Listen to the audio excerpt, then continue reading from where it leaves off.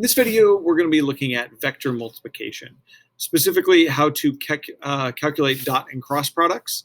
And this will become really useful in our next few units as we start talking about work and energy, and then later torque and rotation, where we need those things.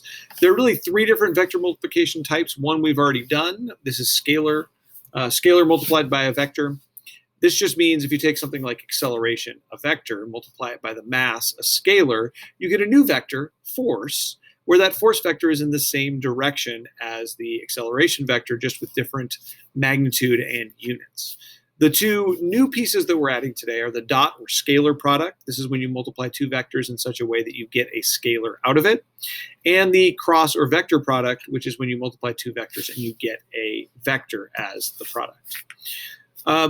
Again, work and torque are the upcoming reasons we need these techniques. So I'm going to talk a little bit about them now, just as a preview. Work will be very soon, so that'll be helpful. Work is defined as a dot product of force and the distance through which something has been displaced, or the displacement, actually. And so if you wanted to accelerate a block along a frictionless surface, you might ask yourself, in what way should I apply a force to get the greatest speed? Which is kind of the sort of question we might ask here. Well, if we look at this, we know that if we pull at an angle, not all of that force is going to go into the acceleration. Some of it will just be upward, and the block won't accelerate. So we already know that the answer is to pull parallel. Well, if you look at the dot product, a dot product is maximum when the two vectors are in the same direction, parallel or anti-parallel. So that's when you get your maximum. On the other hand, something like torque, right? If you imagine a wrench on a bolt, if you wanted to loosen that bolt, which of those directions would be best for this? Well, B is just going to, do nothing. A and D will do something, but it turns out that C is the best answer because with the cross product, you get the maximum result when the two vectors are perpendicular. So that's how they really differ in our usage of them. So a cross product and a dot product, the dot product, A dot B is equal to C. Notice C is a scalar. 0 when A and B are perpendicular, maximum when A and B are parallel, gives you a scalar result.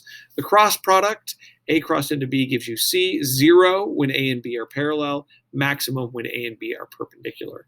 And this is a vector. There are a couple of other things here. Dot products can be crossed in whatever order or dotted in whatever order. Cross products can't. You can look up all the details of this in your textbook or other references. But there are two methods for calculating either of them. One of them is to sort of use the magnitude and the angle, or the other is to use the unit vector as our notation. So for a dot product, if you dot A into B, this is on your equation sheet, I think. This is how sort of it gets defined. It's the magnitude of A times the magnitude of B times the cosine of the angle between the two vectors. For example, if this is vectors A and B, the angle between them is given, right? It's basically the smaller angle between them when the vectors are drawn tail to tail.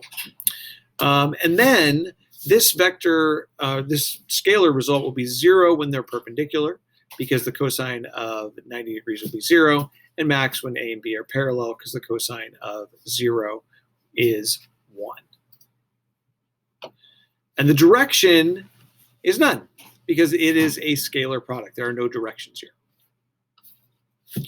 On the other hand, we could sort of do this with actual values. So there's vectors A and B, 30 degrees apart from each other. The magnitude of each multiplied by the cosine of the angle between them. Notice here, the units still carry through. No direction.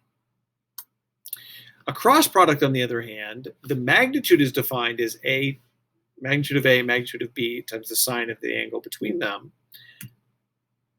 Same rule. It's maximum when the sine is 1, so that would be 90 degrees, and minimum when the sine is 0, so that means 0 degrees. The direction is given by what's called the right-hand rule. And the right-hand rule basically says that if you take A and you cross it into B, your thumb points in the direction of the resultant vector. So vector C is always perpendicular to the plane of A and B. So we go A, B, coming out of the screen at us is one of the ways to do it. You can also, we'll teach you a different method when we talk about forces and some other things, but that's that one, right? With the flat right hand is another way to do this. Put your thumb in the direction of the first vector. So for me, it's coming out of the page. For you, it'd be like that. Point fingers in the direction of the second vector as much as possible. And your palm pushes in the direction of the third vector. In this case, vector C points out of the page. And this is the notation for out of the page, a little dot. A little note on directions. In the plane of the page, you just do an arrow. If it's out of the page, you draw a dot into the page, which is like an arrow or a dart coming toward you. You see the tip. Into the page is a little X, and that's like the feathers of the arrow or the dart kind of traveling away from you. So a quick example of this. If I have vector A, east, and vector B, 60 degrees north of east. My video out of the way.